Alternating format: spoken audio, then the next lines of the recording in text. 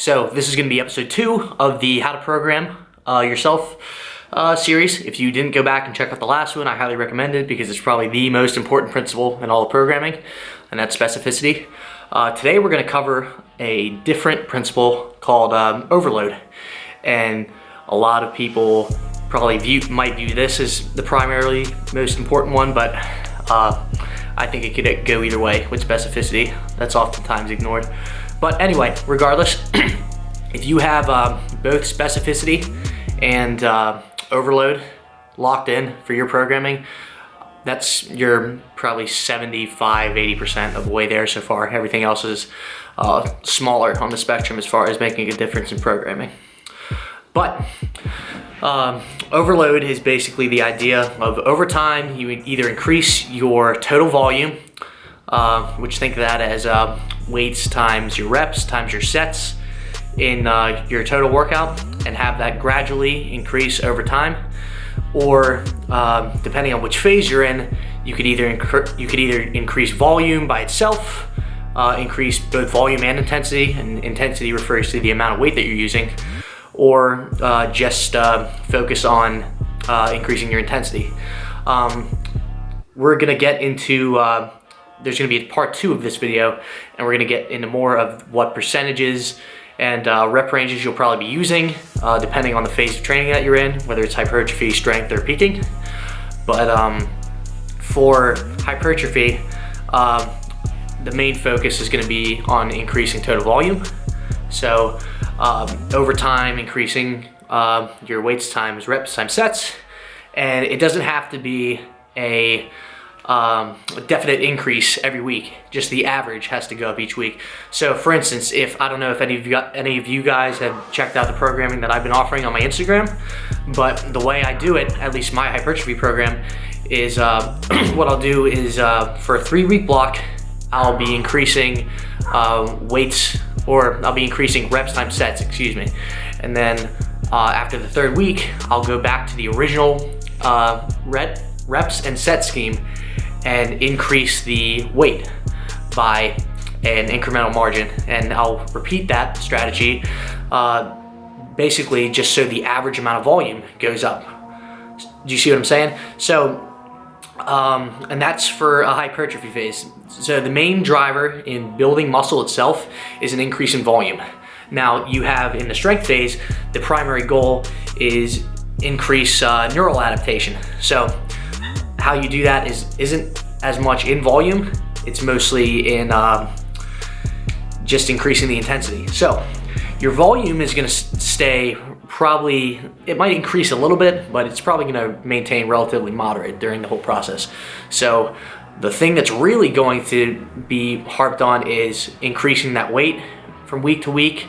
And again, just take the average. You don't have to actually increase that weight every week. You just have to, on average, be increasing. It might help to do it in 3-week blocks like I did for the hypertrophy program.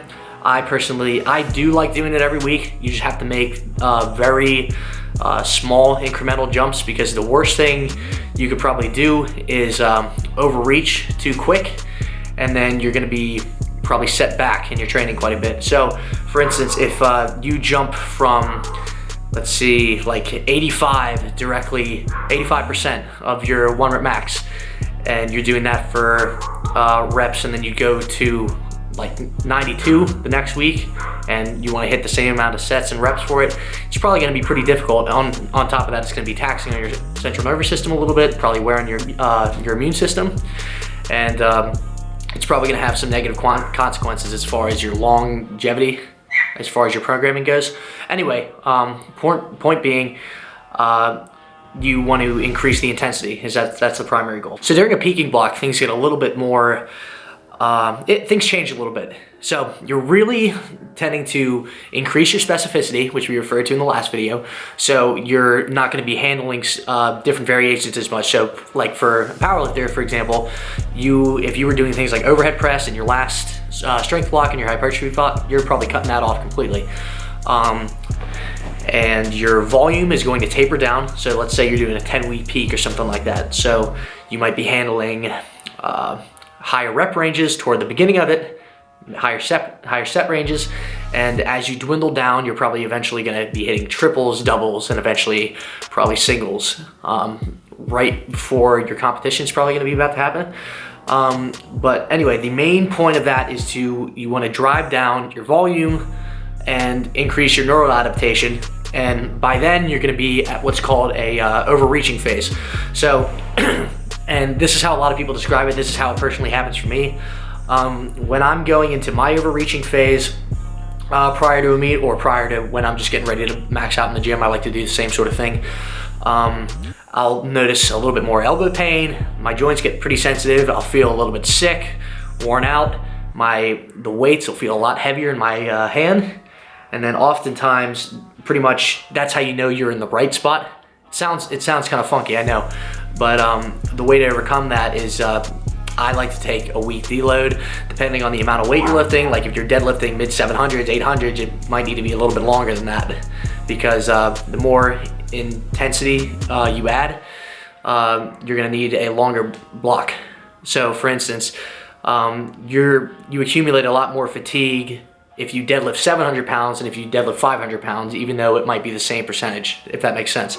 So point being, peaking phase, you drive down volume, increase specificity, and increase your neural adaptation. And that's the general principles as far as overloading.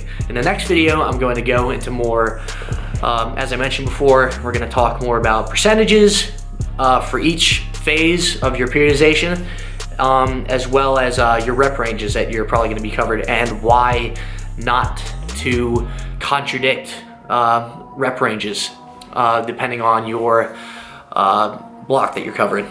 Anyway, until next time, please like, share, and subscribe, and let me know if there's anything else you guys want for me to cover. I'm starting that What's in the Bag series, and I'm probably gonna be covering a few things in the future, like how to implement cardio as a powerlifter, cutting weight in general, and how to keep your strength.